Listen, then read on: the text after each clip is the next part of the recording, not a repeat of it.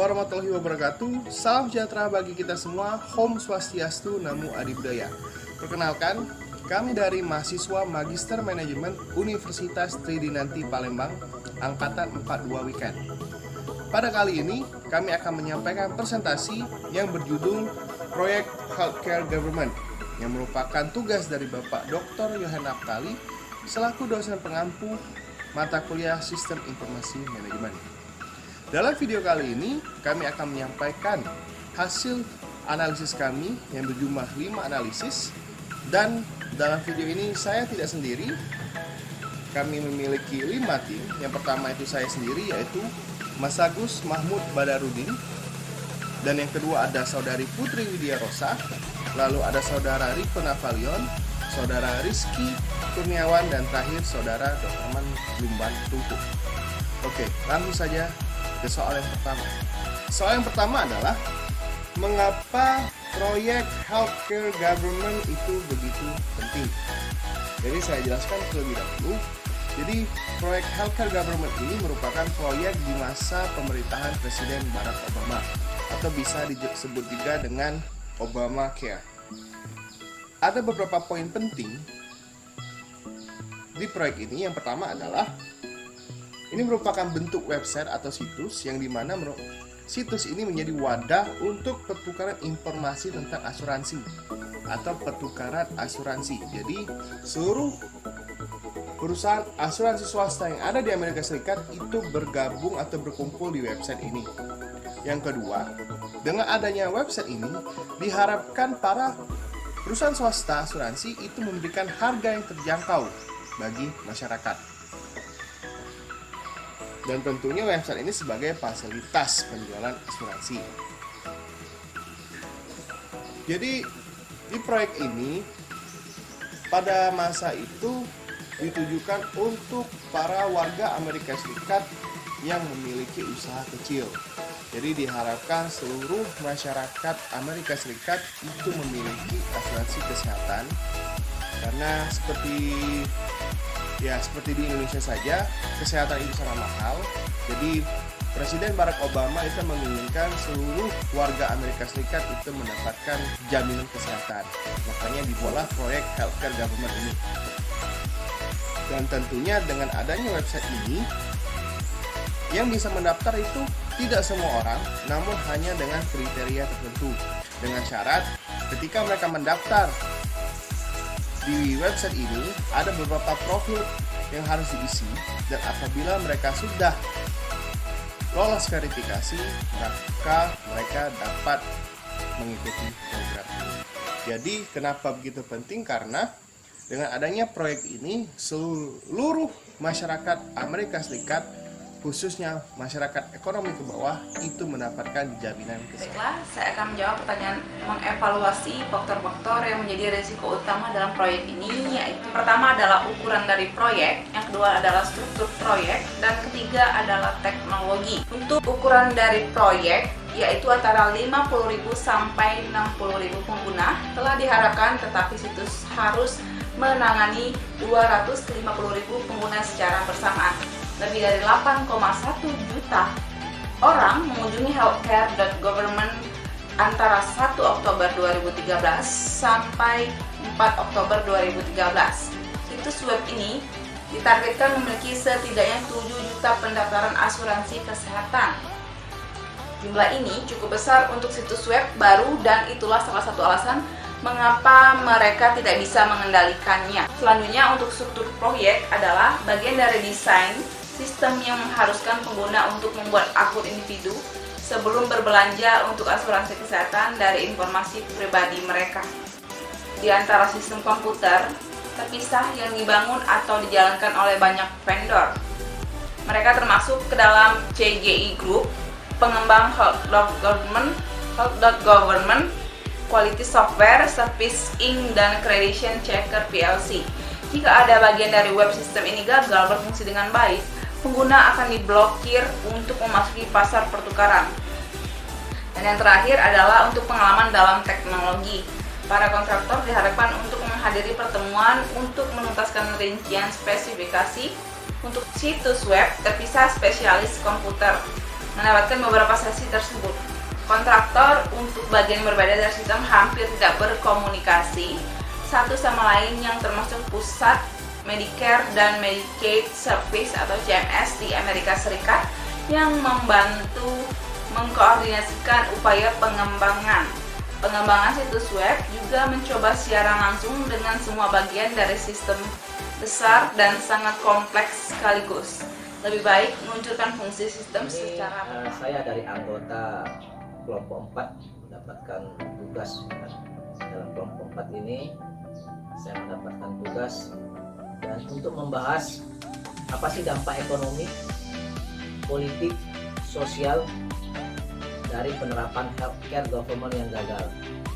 Nah, dari studi kasus ini ya, dampak ekonomi dari proyek ini adalah Reuters melaporkan pada pertengahan Oktober 2013 bahwa total biaya pembangunan penganggaran itu meningkat menjadi 3 kali lipat, yang dari perkiraan awal itu hanya sebesar 93,7 juta US dollar menjadi sekitar 292 juta US dollar.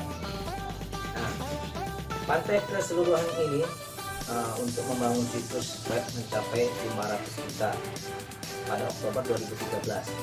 Hingga Februari 2014, pemerintah telah berkomitmen untuk membayar 800 US dollar penggilingan untuk kontraktor untuk situs tersebut. Dari jumlah penuh yang dihabiskan dengan saat ini masih belum diketahui. Nah, jadi masih terus berkembang dan dampak ekonomi itu. Nah, dalam dampak politik dari rencana proyek ini adalah warisan dari Presiden Barack Obama dari rencana reformasi perawatan kesehatan seperti dijanjikan menjadi lambat. Orang-orang yang mendaftar dari asuransi kesehatan swasta jauh lebih sedikit daripada yang diperkirakan.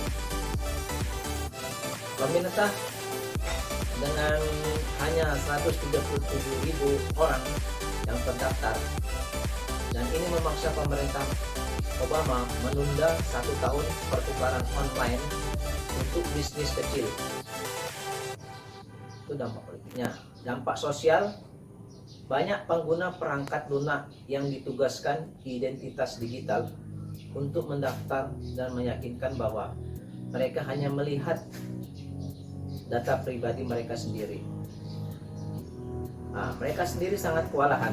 Mereka menemukan pesan kesalahan yang samar dan tidak bisa untuk membuat akun-akun dari waktu ke waktu. Nah, karena pengguna diharuskan membuat akun individu sebelum belanja untuk asuransi kesehatan.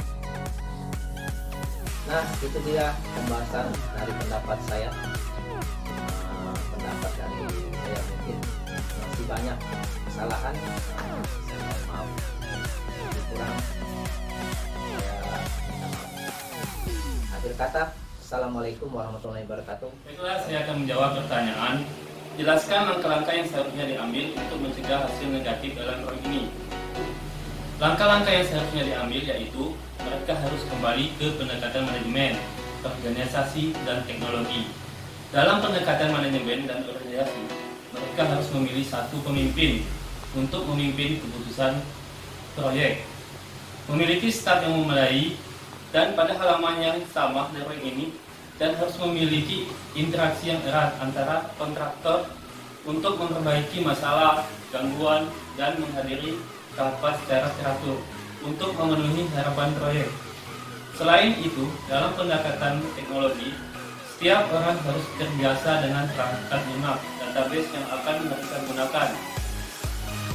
Menjalankan fungsi sistem secara bertahap, menyederhanakan sistem pendaftaran agar mudah digunakan oleh pengguna, dan proyek ini harus diuji secara menyeluruh sebelum ditayangkan. Demikianlah jawaban dari pertanyaan dari saya. Saya akhiri. Wassalamualaikum warahmatullahi wabarakatuh. Tempat ini saya akan menjelaskan klasifikasi dan penjelasan masalah yang dihadapi proyek ini dan faktor-faktor apa saja yang mempengaruhi baik orang maupun organisasi serta teknologi dan yang bertanggung jawab terhadap masalah ini.